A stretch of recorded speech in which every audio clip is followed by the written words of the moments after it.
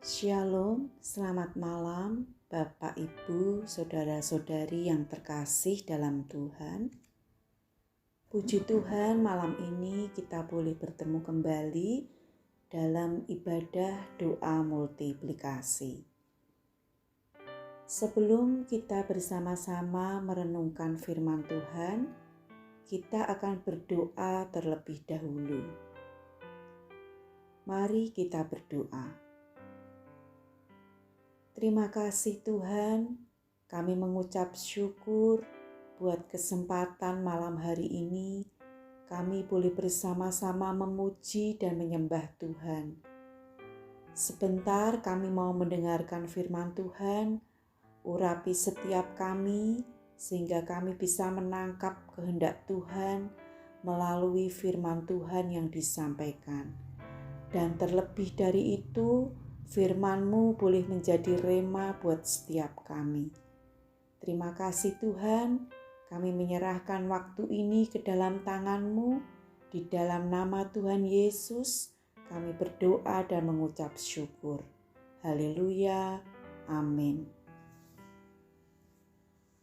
Firman Tuhan malam hari ini saya beri judul Tenang.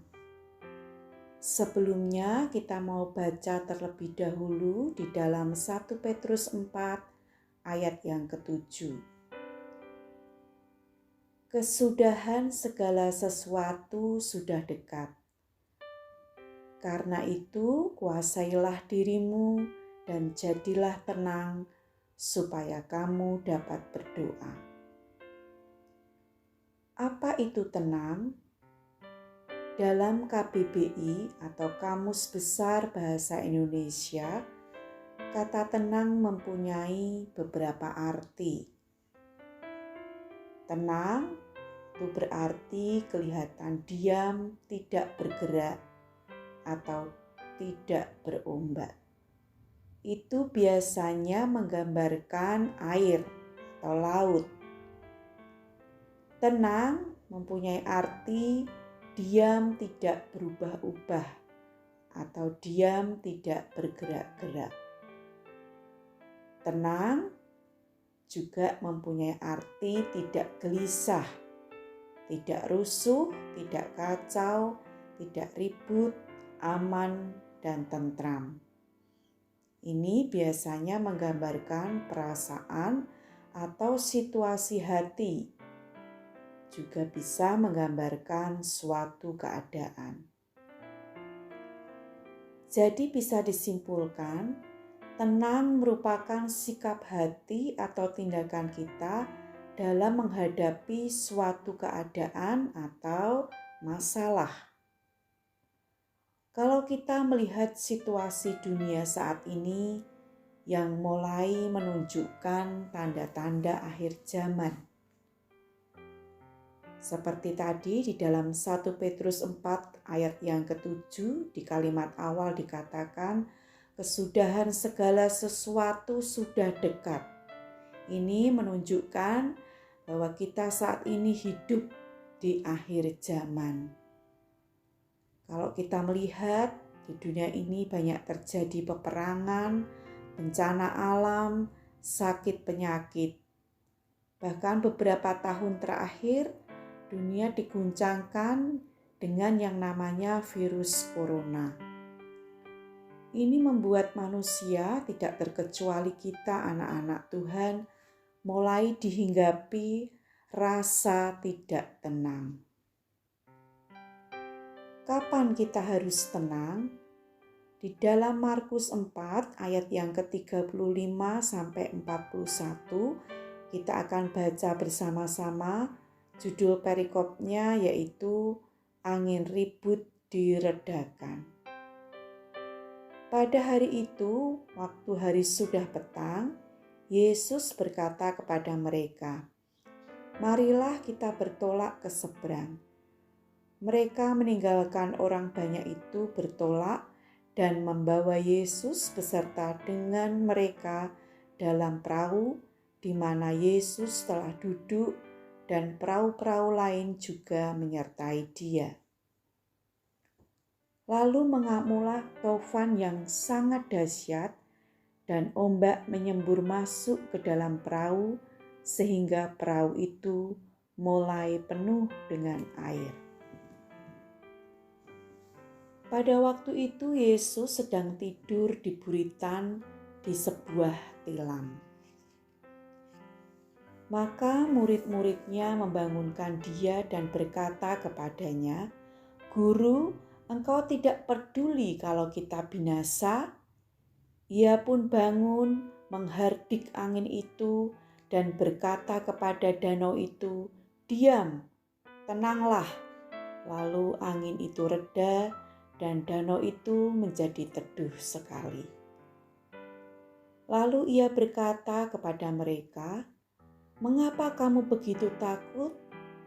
Mengapa kamu tidak percaya?" Mereka menjadi sangat takut dan berkata seorang kepada yang lain, "Siapa gerangan orang ini sehingga angin dan danau pun taat kepadanya?"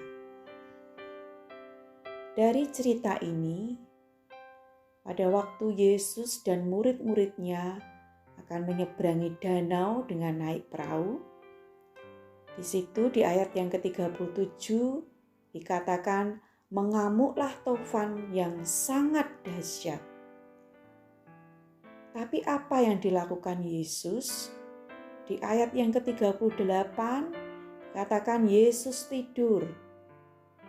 Murid-murid panik dan membangunkan Yesus. Di ayat yang ke-39 Yesus bangun dan menghardik angin itu, "Diam, tenanglah." Lalu angin itu reda dan danau itu menjadi teduh sekali. Kemudian Yesus berkata di ayat yang ke-40, "Mengapa kamu begitu takut? Mengapa kamu tidak percaya?" Jadi sikap tenang itu dibutuhkan saat kita menghadapi situasi yang menakutkan atau membahayakan. Seperti Yesus pada waktu taufan mengamuk sangat dahsyat dan ombak menyembur ke dalam perahu, dia tetap tenang. Bahkan di situ dikatakan Yesus tidur. Keadaan sebaliknya dengan murid-murid yang panik dan membangunkan Yesus. Begitu juga yang sering kita lakukan saat menghadapi badai dalam hidup kita.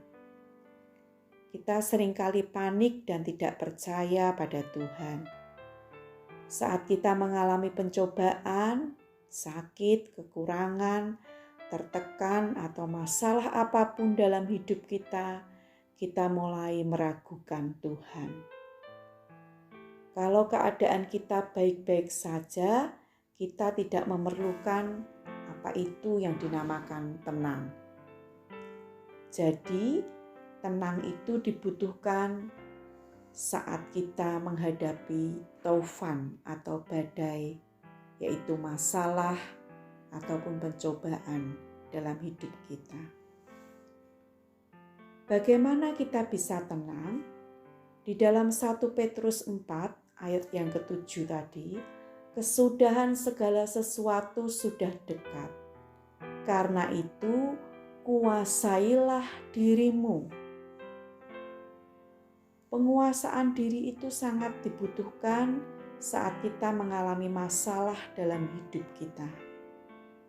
Tanpa penguasaan diri, biasanya kita akan salah dalam mengambil langkah dan keputusan saat menghadapi masalah atau pencobaan.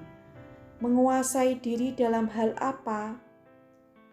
Menguasai diri dalam segala hal. Artinya, yang pertama, jangan biarkan iblis menguasai kita. Biasanya di saat kita menghadapi masalah ataupun pencobaan dalam hidup, kita cenderung untuk berpikir atau melakukan hal yang memberikan solusi dengan cepat. Padahal belum tentu itu benar. Seringkali kita lebih percaya dengan cara-cara dunia yang menawarkan kemudahan atau cara-cara instan. Inilah cara iblis untuk mempengaruhi atau menguasai kita. Contohnya, saat kita mengalami sakit yang mungkin kita sudah nggak tahan, sudah berobat kemana-mana tetapi tidak sembuh, kemudian ada orang menawari kita berobat ke orang pinter, atau sering orang menyebut bahasa halusnya pengobatan alternatif, dan kita mulai terpengaruh. Padahal sebenarnya hal ini tidak memberi solusi atau kesembuhan, tapi justru akan memperparah keadaan kita. Menguasai diri itu juga berarti yang kedua, tinggalkan dosa atau bertobat. Seringkali pencobaan atau masalah dalam hidup kita itu adalah akibat dari dosa yang telah kita perbuat. Tipu daya iblis akan membuat kita terjebak dalam dosa. Kalau kita tidak segera menyadarinya dan bertobat, maka kita akan semakin jatuh di dalam dosa. Jangan menjadi orang Kristen tomat yang sebentar tobat, sebentar kumat. Jangan menjadi orang yang bebal. Oleh sebab itu, kita harus segera sungguh-sungguh bertobat dan meninggalkan dosa. Menguasai diri yang ketiga berarti kita harus percaya pada Tuhan. Itu artinya jangan takut, jangan khawatir, jangan sembrono, jangan kemerungsung atau terburu-buru. Di dalam Markus 4 ayat yang ke-41 tadi dikatakan, mereka menjadi sangat takut dan berkata seorang kepada yang lain, "Siapa gerangan orang ini sehingga angin dan danau pun taat kepadanya?" Tuhan Yesus berkuasa atas segalanya. Di ayat itu dikatakan, angin dan danau pun taat kepadanya. Yesus adalah Tuhan yang berkuasa atas hidup kita. Apapun yang terjadi dalam hidup kita, semua ada dalam kendali Tuhan. Oleh sebab itu, kita harus tetap percaya hanya kepada Tuhan. Jangan sampai masalah atau pencobaan yang terjadi dalam hidup kita membuat kita bertindak yang sembrono. Ketakutan, kekhawatiran itu tidak akan menolong kita, tapi justru akan memperburuk keadaan kita. Hanya Tuhanlah satu-satunya yang dapat menolong kita. Mengapa kita harus tenang? Di 1 Petrus 4 ayat yang ke-7 tadi, kesudahan segala sesuatu sudah dekat. Karena itu kuasailah dirimu dan jadilah tenang, supaya kamu dapat berdoa. Jadi langkah yang pertama tadi kita harus menguasai diri kita. Baru setelah itu kita memperoleh yang namanya ketenangan. Kalau kita tenang, baru kita bisa berdoa sungguh-sungguh kepada Tuhan. Doa adalah nafas hidup kita. Kalau rohani kita mau tetap hidup, jangan lupa bernafas, yaitu jangan lupa berdoa. Doa membangun hubungan atau komunikasi yang intim dengan Tuhan. Doa membuat kita tahu isi hati atau kehendak Tuhan buat hidup kita. Untuk bisa berdoa, hati kita harus tenang. Apapun masalah, pencobaan, dan badai sekalipun, semua dapat kita hadapi kalau kita sungguh-sungguh berdoa. Tuhan yang akan memberi kita kekuatan, kemampuan, dan kemenangan untuk kita. Di dalam Yesaya 30 ayat yang ke-15, sebab beginilah firman Tuhan, Allah yang Maha Kudus, Allah Israel, dengan bertobat dan tinggal diam, kamu akan diselamatkan. Dalam tinggal tenang dan percaya terletak kekuatanmu. Dalam tinggal tenang dan percaya, ya, itu artinya kita berdoa dengan iman percaya kita, maka kita akan memperoleh kekuatan.